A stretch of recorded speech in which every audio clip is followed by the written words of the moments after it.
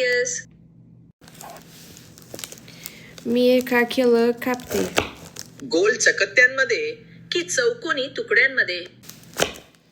गो शाकीच्या माझे. तू काय बनवणार आहेस? मी पनकेक बनवणार आहे. आणखी काही घालणार आहेस का? हो, मी दंशही घालणार आहे. छान. त्या 2 चेरी केळ्याच्या शेजारी ठेव.